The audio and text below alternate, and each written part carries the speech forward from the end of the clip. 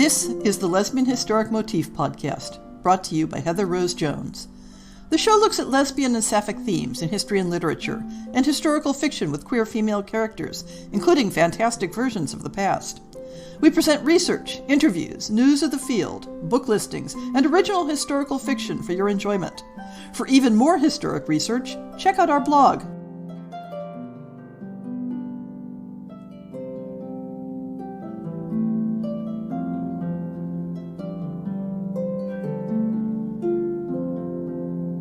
When I first got the idea that ended up becoming the Lesbian Historic Motif Project, I envisioned putting together a simple source book of background information for authors of lesbian historical fiction. How hard could it be, after all? It's not like there was that much information available on lesbians in history. Silly me. I was so delightfully wrong.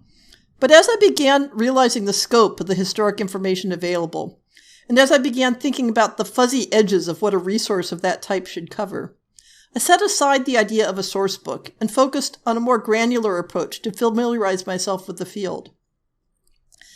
That dream has never entirely left me. When I interview authors on this podcast, one of the questions I always ask is, how did you approach researching how your characters would have understood and experienced their sexuality?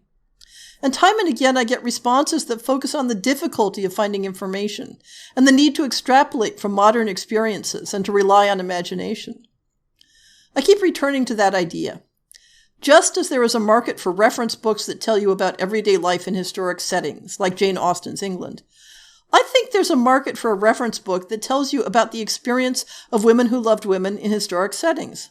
Not in all the academic ambiguity, but laid out in a practical way for authors who just want to get on with writing a story. And I think, just maybe, I'm ready to start working on it for certain times and places. Any guide to writing sapphic characters needs to examine two different topics.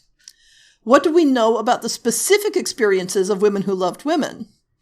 And what was the range of experiences for all women in the chosen setting? So my outline falls into the following categories. For women's experiences in general, we start with demographics and the sociology of family life. Then we look at the legal, religious, and economic context of people's lives. Next, we examine the range of women's interpersonal relationships outside the family. This is followed by a gradual look at the norms of women's physical relationships and displays of affection, starting from the very public through more private contexts, and finally addressing the specific question of erotic behavior. Having broached the topic of erotic same-sex relationships, we look at the available social models for gender and sexuality, and how same-sex relations were viewed in popular culture. Finally, we step back a little to consider a slightly broader context in space and time. What I'm discussing today is not the answers, but the questions. It may not be possible to answer all these questions for any given fictional setting, but thinking about them can get you started down useful pathways. Before we start thinking about the presence of same-sex love, consider simply the absence of heterosexual marriage. While it's true that many women in history negotiated the complexities of both, in historical romance we tend to expect our protagonists to be free of other ties. So what proportion of women in our chosen culture were never married? What proportion were previously married but are now single, whether widowed or separated? What was the typical age at which women married? At what age would an unmarried status be seen to be outside the norm, or at least the ideal? What were cultural attitudes toward non-married women? Do we actually need to come up with an extraordinary pleading for our heroines to be unmarried, or is it something unremarkable? To what extent do women feel able to make choices with regard to marriage? How much influence can they have over the timing or the choice of a spouse? What are the reasons, other than lack of heterosexual desire, the woman might put off or avoid marriage? How is the social context different for a widow as opposed to a never-married woman? Looking at the lives of single women as models for our characters goes beyond the simple question of marriage. Until very recently, a woman in a same-sex partnership would be treated by society as if she were single. So, what were the circumstances in which a non-married woman might live outside the parental home? What were the plausible household arrangements? We often forget how the simple logistics of everyday life made living completely alone impractical. How common was it, and under what circumstances, for two or more non-married women to share a household? What circumstances might make that unremarkable? For that matter, what were the typical or possible dynamics for relationships with her extended family? How did a non-married woman relate to her siblings, aunts, uncles, cousins, or more distant kin? What were the range of attitudes towards her? Another very important question is how the answers to these questions differ based on family class and/or income. It's popular to focus historic romance on the lives of the privileged, but might the story we're telling work better in a middle-class or working-class setting?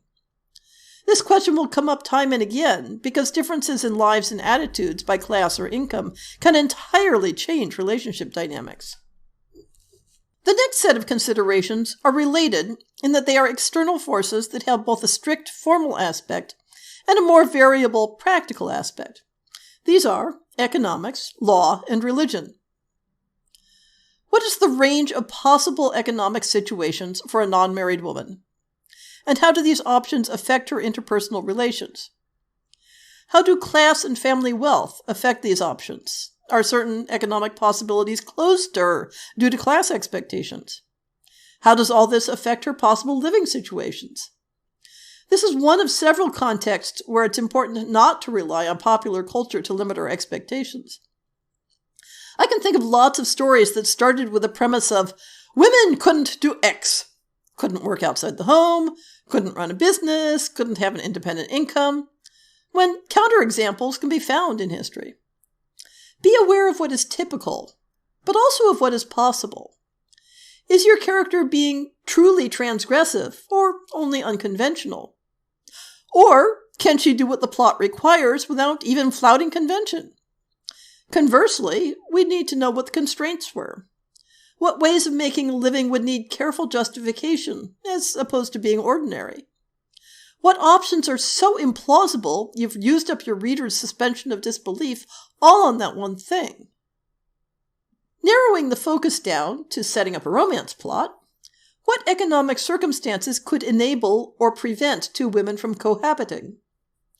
How did the economic possibilities shape our possible happily ever afters? This is a context where looking at the demographics of everyday life for all social classes can be an eye-opener. How did actual women make an independent household together? And how did they come to that place? The law is another context where we need to examine not only the letter, but the practical application. And keep in mind that laws were not the same everywhere or in all eras. Furthermore, application of the laws could change depending either on public mood or private whim. The first question to ask is, were there any laws addressing women engaging in same-sex relations? The answer isn't necessarily yes. But if so, what specific aspects of those relations was the law concerned with? When we look at historic cases when lesbian-like women ran afoul of the law, it's rarely the case that the simple fact of being a lesbian was on trial. The law might concern itself with specific sex acts, or with gender transgression. Even when there were laws against certain acts, we need to know who was actually at risk of having the laws enforced against them. Was class a protection from either the suspicion or the accusation of those acts? Were women in certain professions either automatically suspect or silently given a pass with regard to transgressions? If women got in trouble with respect to the law, were the authorities specifically looking for transgressions, or did the matter only arise incidentally? Was homosexuality only brought in as an issue when there was some other complaint to begin with? What were the hypothetical and the actual penalties? Were legal penalties only enforced for very specific offenses within the larger sphere of same-sex relations? The legal questions are a major framework for how our heroines view their lives. For example, unusually in the European context, England never had laws addressing female homosexuality, very much in contrast to the legal possession of male homosexuals or the situation of women in some continental cultures. So, a gay male historic romance set in England will involve some critical concerns that a Sapphic romance in the same setting won't deal with. Similarly, when you look at trials in France or Germany or other places in Central Europe, the cases that were pursued and that involved the rare extreme punishments most often involved gender crossing, or penetrative sex using an instrument. Two women who presented as feminine and whose sexual activities did not mimic penetrative sex rarely seem to have been at serious risk under the law. So, if we don't want the fear of legal reprisals to be part of our story, what are the ways that our characters could be functionally invisible to the law within our chosen setting? Religion is another context where it's important to consider not simply what the official opinions were, but how they were applied in context, and how women's same-sex relationships were interpreted within that context. And remember that not all religions have had similar opinions about same-sex relations, and that attitudes have changed at times. How does our characters' religion, whether they're personal beliefs or those of the culture they live in, view same-sex relationships? Do those attitudes focus on the sexual aspect or more broadly on romantic relationships? What is the range of attitudes our characters might have about how their lives fit into their religious beliefs? Does the religion have formal positions on same-sex activity? Does it have informal positions? What aspects of same-sex relations are central to those positions? How do attitudes toward same-sex relations differ from those on similar opposite-sex relations? What is the range of opinions? This is yet another context where it's important to look not only at formal learned positions, but on the interactions of everyday life. Even when the formal religious position is that homosexual relations are unacceptable, they may be viewed simply as a human weakness. Conversely, there have been eras in Christian culture when same-sex relations were considered one of the worst possible sins. At those same times, intensely romantic same-sex relationships could be treated as praiseworthy, as long as there was no suspicion of sexual activity. And individual people have regularly found their own philosophical accommodation between their romantic and sexual desires and the teachings of their religion. It's rarely a clear black and white situation. When plotting the problems and opportunities for your romantic couple, keep in mind how their experiences will differ from the courtship of a heterosexual couple. In many historic societies, there is a presumption that male-female interactions will always carry a sexual overtone, but the same assumption is rarely made about same-sex interactions. It is usual for every society to have established patterns of intimate friendships, of close and enduring emotional bonds taken on by choice rather than the chance of birth. These can provide fertile ground for how our characters might try on their romantic leanings. Within our chosen society, what is the degree of mixing or separation of the genders in everyday life? In what context do women socialize in mixed gender groups versus all women groups? Is there any special meaning placed on a woman who primarily socializes only with women, or is this typical? Does the society have models for close emotional relationships between women who are not immediate family members? What is the range of possible relationships of this type? How are women expected to behave in them? What are their benefits and consequences? What is the vocabulary used to talk about them? At what age and in what context do women typically establish lasting emotional bonds with other women?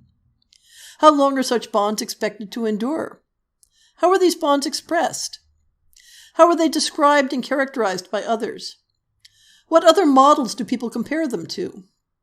What are the similarities and differences between relationships within the family and those with someone outside the family? Just because a society has some established models for intimate same-sex bonds doesn't mean those models are value-free. How are women's intimate friendships viewed within the context of society? How are they viewed in comparison to marriage? How does class or income affect this? Are close friendships praised or viewed with suspicion? Are they expected to be fleeting or lifelong? Are they expected to be exclusive, or are women expected to have many close relationships? What do people think about the erotic potential of close same-sex emotional relationships? Is it even considered a possibility? Is eroticism expected to be a normal part of intimate friendships? Or is it unimaginable? That is, to those not involved in them. Whether erotic or not, how do women approach each other with regard to establishing a close relationship or increasing the intimacy of a relationship? Were there conventional rituals? Was there a vocabulary for the process? Were there rites of passage in establishing an enduring intimate friendship? How did women indicate the desire for an erotic relationship? How did they react to being solicited for an erotic relationship by another woman? Were there particular signals they might use? In this section, we're presuming that the romance will involve some sort of romantic bond and not only a sexual relationship, which seems a reasonable presumption for writing historic romance. But we could ask some of the same questions about purely sexual relations. And not all romantic friendships had sex as a component or a goal.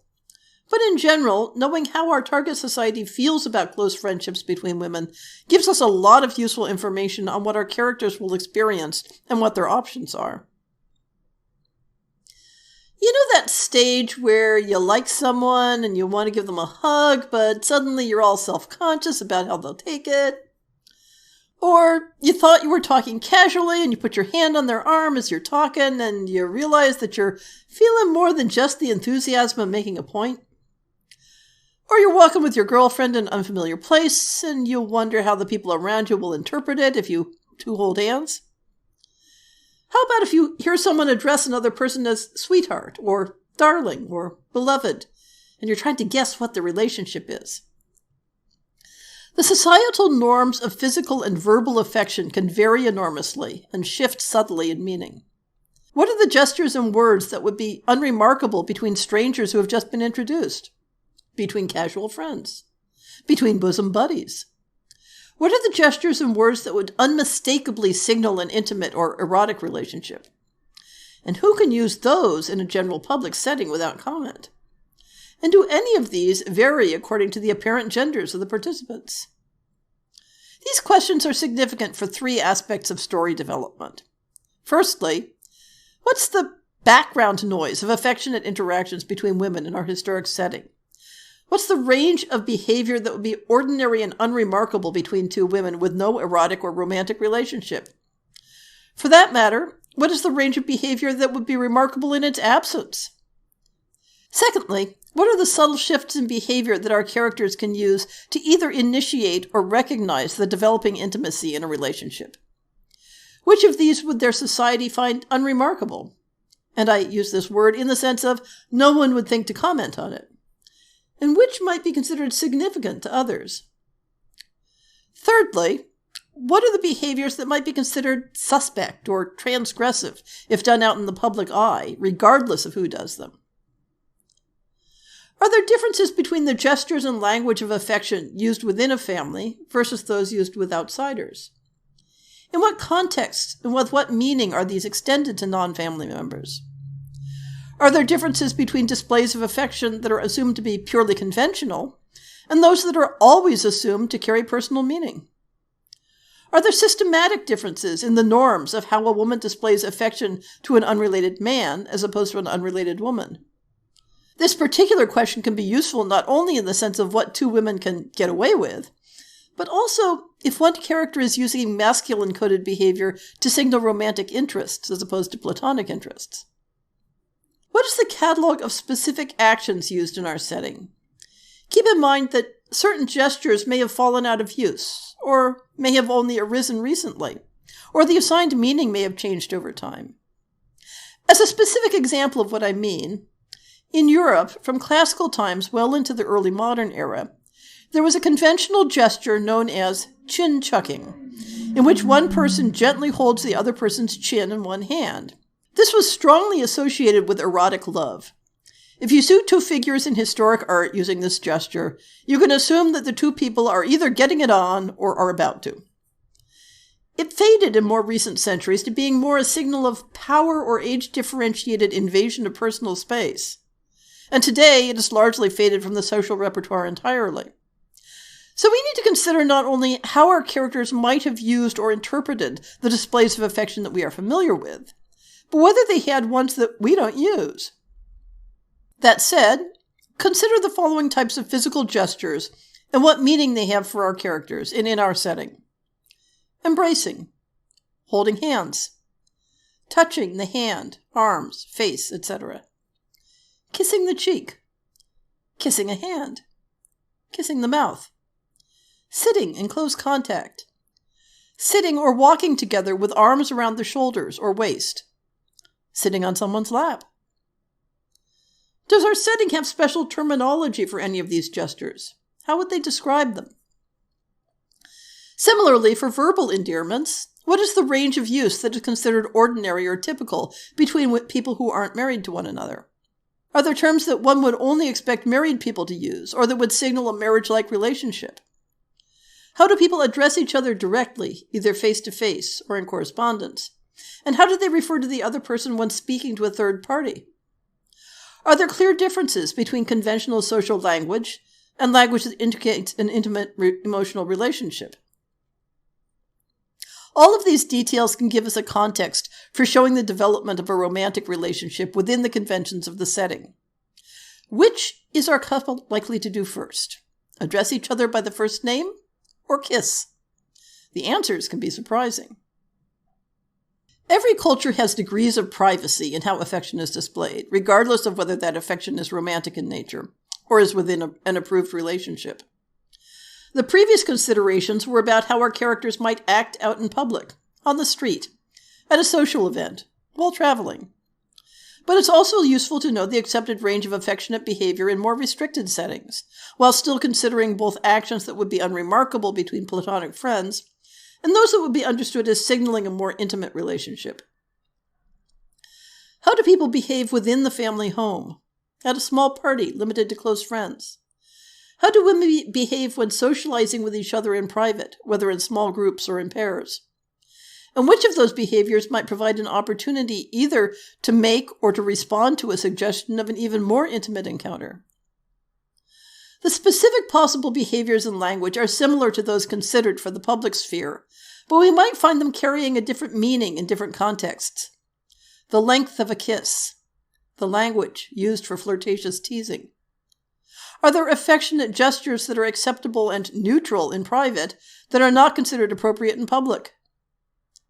Are there gestures or forms of address that are considered merely conventional in public that become more personal in private? For example, a man who kisses a female acquaintance in public as a neutral greeting might find the same action taken differently if the two were alone together. Would the dynamic be the same between women? Before we even get into the question of erotic activities, what meaning is placed on others entering one's private space within the home? How does our culture define and manage privacy? What are the spaces in which one might interact with strangers? With mere acquaintances as opposed to close friends? Are there spaces reserved for only those most intimate friends? As an example, the French Solonières of the 17th century would often preside over their gatherings from their bed, when the bedchamber was a more public location than it would become in later centuries. How does the domestic geography of privacy intersect with the domestic geography of erotic activity? How much privacy do people expect or get? As always, how is this affected by class and status? For the wealthy and privileged, what is the place of servants in one's expectations of privacy? For the lower classes, in what context might one expect to have privacy at all? Is it normal or common for women of equal status, who aren't immediate family members, to help each other dress and undress? Or to be present when another woman is dressing or undressing? So many opportunities. Is it normal or common for women friends to share a bed without this having an erotic implication? There was only one bed is a trope that doesn't carry the same significance if there is an assumption that people will share beds as an ordinary thing. But conversely, in our target culture, does bed sharing have a symbolic importance within intimate friendships? What is the range of interactions that people have in bed together other than sleeping? Is it a place for conversation? For reading? Is it normal or common for people who share a bed but do not have a sexual relationship to cuddle together? For that matter, do people typically share a bedroom whether or not they share a bed? If our characters employ servants, would a servant typically sleep in the same room? What is the expectation for privacy in the bedroom? For comparison purposes, do heterosexual married couples of an equivalent class to our characters typically sleep in the same room and bed? Or is it common for them to have separate rooms? To what extent is sexual activity closely associated with bedtime and sleeping? And that brings us to the consideration of sex. In considering the sex lives of our characters within their cultural setting, it's important to keep in mind that women in same-sex romantic relationships exist within a continuum of erotic and sexual expression. This is true for the present day, and it's true within history. The point of having a special section to talk about sex is not to say that all Sapphic historical romances should include activities that we would today classify as sex, but rather to explore how sex was understood within that historic setting, and to consider how our characters would engage with it if sex is part of their relationship. A key question that should not be overlooked is how our target culture defines and classifies sexual activity. It can be possible for our characters to engage in a variety of sensual and erotic activities without thinking of what they're doing as having sex within the understanding of their times. This can have a big effect on how they think about their lives. Cultures can give us clues to how they define sex by what types of activities they talk about in conjunction with a central case of heterosexual procreative sex. Some cultures may define sex exclusively as male-female activity. And while that can be maddening on a philosophical basis, it can mean that our female couple doesn't consider that any rules or taboos on sex apply to them. Similarly, some cultures focus very specifically on penetration as defining sex, regardless of the genders involved. This doesn't necessarily mean that activities not classified as sex have no social significance attached to them. For example, masturbation may be categorized as not sex, but still have social stigma attached. The idea here is to shake up our modern assumptions about how people think about sex and see what we can discover about what our characters would think, or at least what some of their contemporaries would think. The worm in the apple here is that it's extremely rare in Western culture before the very recent times for women to write candidly about their own sexual knowledge and sexual experiences. Given the double standards around gender and sex, it has often been common for women to hedge this information about with metaphor, coded language, or simple omission. On top of that, women's writing was often prevented, suppressed, self-censored, or erased after the fact. This can mean that for some eras and cultures, the only recorded information about women's same-sex practices that have come down to us has been filtered through men. And in some eras, it has specifically been filtered through a male pornographic gaze. So when we're exploring the information about women's sexual practices, it can be very useful to sort things out into what men thought or fantasized about lesbian sex, what women were willing to admit in public about their sex lives, and what women recorded about their sex lives in records that weren't intended to be public. All of this still leaves vast gaps where we must muddle through as best we can. So, having covered basic kissing and embracing and cuddling in previous sections, and having delved into the philosophical question of what counts as sex, let's move on to thinking about some specific sexual practices that women enjoy together. Are there specific practices that are associated with female couples? Is there evidence in this culture for tribadism, that is, rubbing the vulvas together? Is there evidence for performing manual stimulation? What about digital penetration? Is there evidence for using a dildo for penetration? If so, do we know what it might have been made out of? Would it be held in the hand or attached to the body? If a dildo is used, would it be associated with particular types of gender expression? Is there any specific social meaning attached to using one? Are they also used for solitary stimulation? Is there evidence for open-mouthed kissing or tongue kissing? Is this considered to fall under the category of sex? Is there evidence for oral sex generally, regardless of the genders involved? How about between women? Is any special social significance attached to oral sex?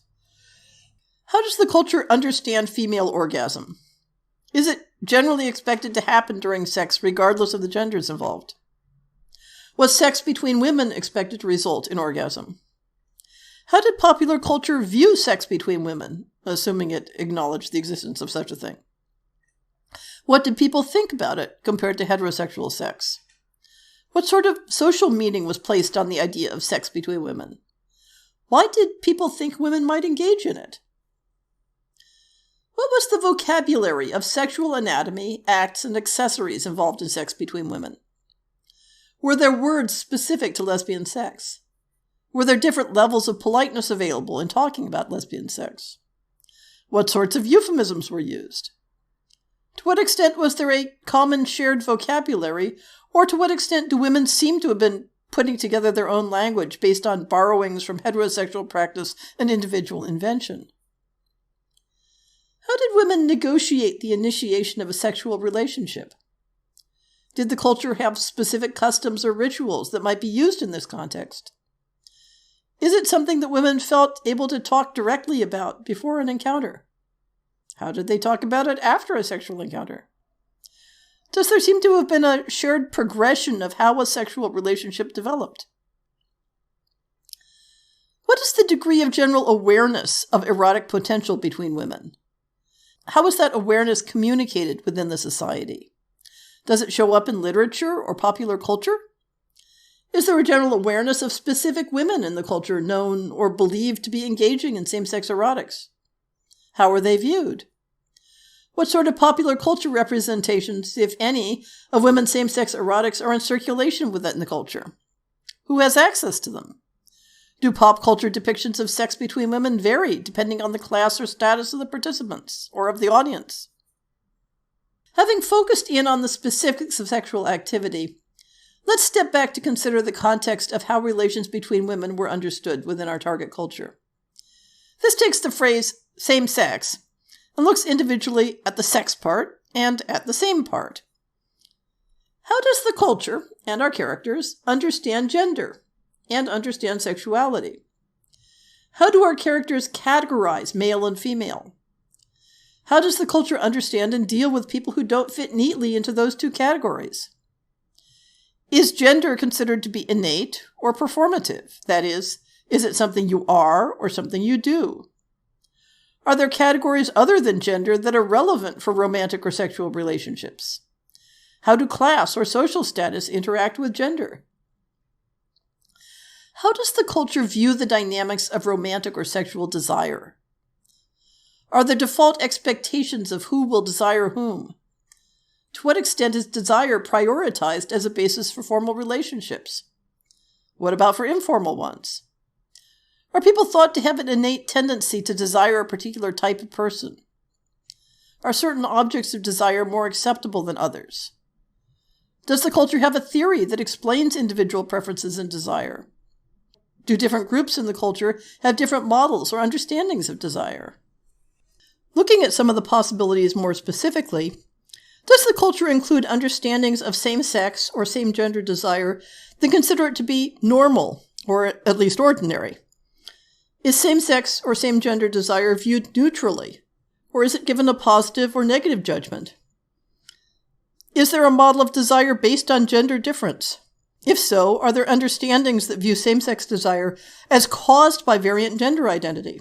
For example, the desire for a woman is inherently masculine and implies some degree of masculine identity in the experiencer. Does this relate to other cultural understandings of gender or of gender-appropriate behavior? Is there a model of desire based on similarity? That is there an assumption that people will be drawn to those most similar to them? If so, what does this mean for same-sex relationships? Does the model cover sexual relationships, or are they treated differently from non-sexual relationships?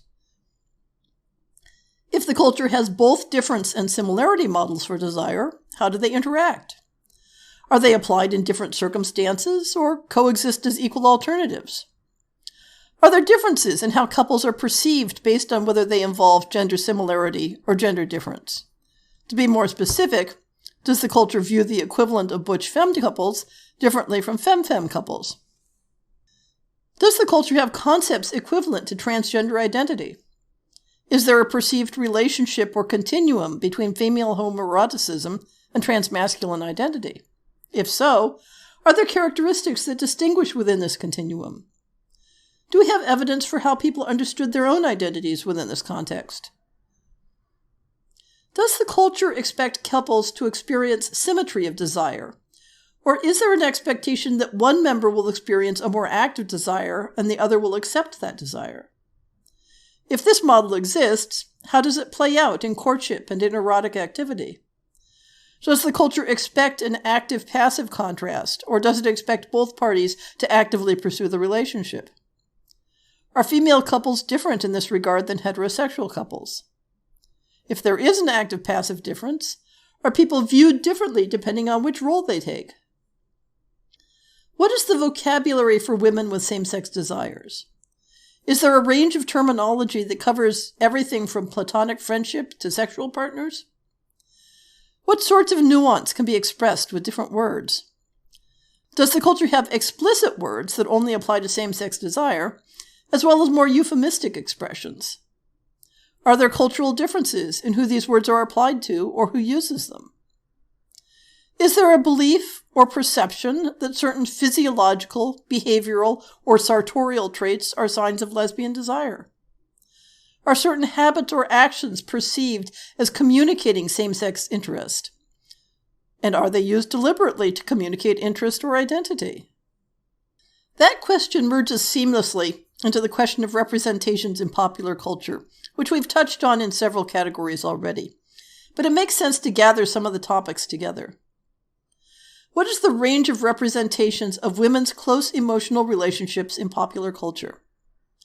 How do those representations vary with class? How does access to those representations vary with class or other demographics? What sort of models do women encounter in their culture that help them put their own feelings and experiences into context? More specifically, what is the range of representations in popular culture of romantic relationships between women? That is, relationships expressed using the same language and symbolism that would be used for a heterosexual couple. Similarly, what is the range of representations of erotic activity between women in popular culture? Who has access to those representations? What purposes do they have? What are the boundaries between positive and negative depictions of all of these categories? What types of relationships are depicted as praiseworthy, and which as bad examples? Is there a social purpose to pop culture representations of female couples? Are they intended to shape behavior, to satirize, to entertain, to express the author's experience? Outside of fictional representations, were there women who had a reputation of being in romantic or sexual relationships with women? How was this reputation communicated? What language was used? And how were these women viewed? No era or culture is an island. In every generation, there will be older people who remember when things were different. Change around gender and sexuality may happen gradually or rapidly enough to create a generational clash. It can help to understand what attitudes or practices around gender and sexuality have changed leading up to the setting for our characters. What lingering ideas will they be exposed to? What stories about the goings-on of the previous generation will they hear about? In what direction are things changing? If one looks only at the last century or so, it can be easy to assume that attitudes around sexuality and gender have always evolved in the same direction, from more repressed to more open and accepting. But that's far from the case. It seems like every couple of centuries, attitudes revolve in a cycle. And those older attitudes will definitely affect our characters' lives and experiences. For that matter, with hindsight, we can know how their culture will change after the period of our story. How will those changes affect their happy ending? In addition to the larger context of time, consider the larger context of space. Cultures aren't isolated from one another. What do our characters know about same-sex relationships in the countries they might visit? Or the ones that visitors might come from? Might our characters be more or less comfortable if they traveled abroad? Might there be hazards in another land due to different laws and customs? Or might there be more freedom away from one's own culture? Might our characters get ideas about the possibilities available to them from the people or popular culture of other places? What does our target culture think about their neighbors with respect to same-sex relationships? What do their neighbors think about them? Are those cultural beliefs true? Or are they embedded in stereotypes? I realize this discussion may feel daunting. Do you really have to know the answers to all these questions before embarking on a Sapphic historical romance? Absolutely not. As I pointed out at the beginning, for many cultures, a lot of the answers are unknowable. But there are more answers out there than you may think. And sometimes it helps to know what the questions are. I want to read all manner of historical romances that are deeply rooted in the settings they're depicting. I want to read about relationships that are both positive and true to their times. Stories that have happy endings that work for the culture they're set in. I want to read stories that aren't modern characters in fancy dress. And I will do my best to continue providing authors with help finding the information they need to write them.